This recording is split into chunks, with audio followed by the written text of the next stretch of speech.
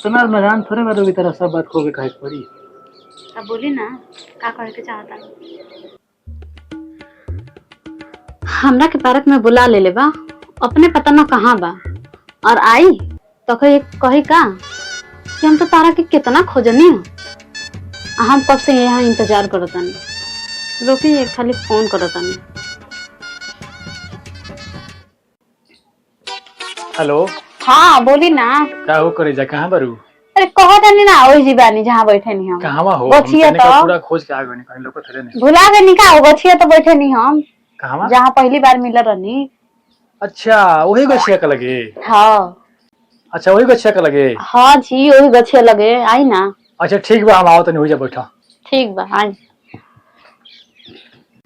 आयो अपना चिड़ैया उड़ी बाजी उड़े वाला बा, राज कर सोना हो माहौल बदले वाला बा।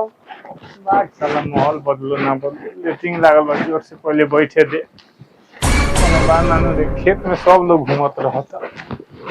पानी रखे तो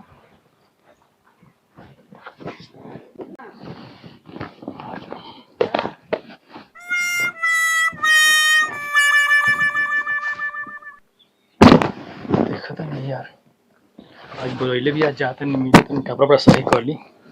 कितना दिन से एगो चुम्मा मांगता नहीं, लेकिन एगो चुम्मा बेचारी देत नहीं। आए तो आए लिए के छोड़म चुम्मा एगो। अरे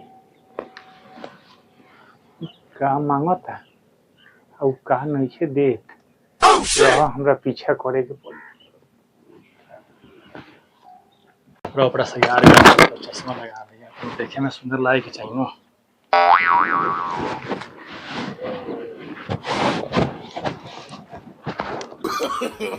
No.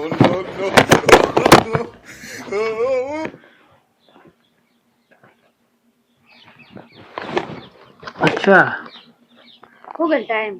तो तू यहाँ बैठल बड़ू, हम तरह के होना खोज के आवत नहीं। जब रो पता बा कि हम एजी बैठे नहीं तो कहाँ करो नहीं खोजे हमरा के। तो हम अपने थोड़ा सा दूगो पेड़ बा ना। पेड़ तो ढेर बा लेकिन रो पता होके कि चाहे ना कौन। अच्छा छोड़ा भाई, रोज रोज लड़ाई झगड़ा छोड़ा, बोला तन काम से तो काम से बात कर। कौन काम से? हम तो ऐसा ही बुलानी हूँ। ऐसे कैसे बोला? बस बात करे खातिर। कितना दिन से तरह से रिक्वेस्ट कर लिया था। अच्छा कितना दिन से? काले तो फोन करनी हम। कल फोन करने कुछ ना, आज हम आ गई नहीं। कितना दिन से रिक्वेस्ट करते नहीं, भुला गई ना भुलाएं का है। अरे भाई इतना लगान थोड़े बार की तरह सब बात खो के कहे पड़ी। अब बोली ना का कहे के चाहता। नहीं बुझा ना नहीं बुझा।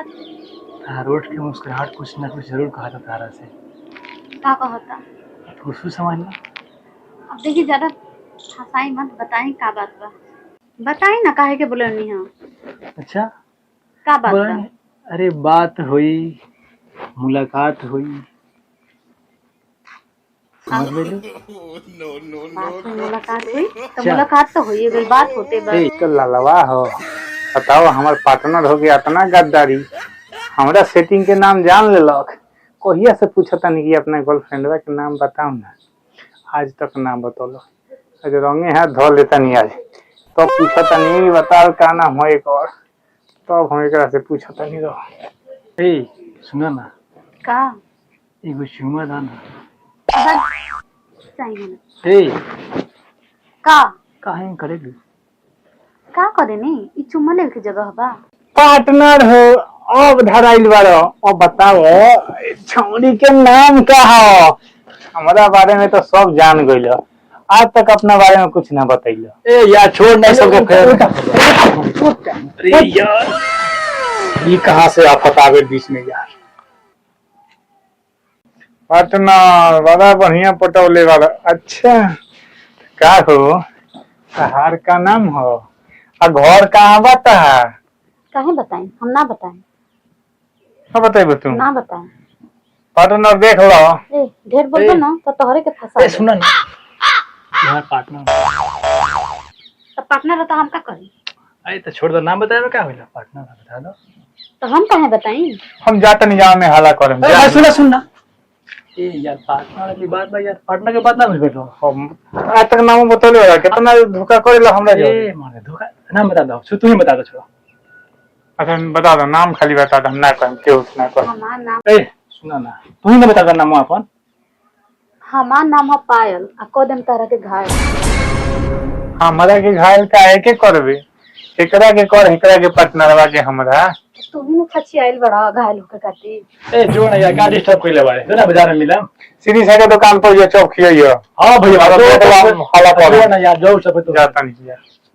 जड़ी के संगतिया ह इजी का करे खातिर आइल बा जड़ी के समझ देखले हो हमने दोनों आदमी केनु त आ गइल। अगर जो कहीं बतावलस तो तारा के छोड़ ना उना पता ऐसा आदमी जान तर हमने के लंगोटिया यार है सब। अच्छा सुनो ना, ना खिसिया के वो दोस्त था हमारा, कोनो बात नहीं। ठीक है चलो ना, कहां चले? चलो ना रुपेश के प्लानिंग में कोई जब भेंट करेंगे।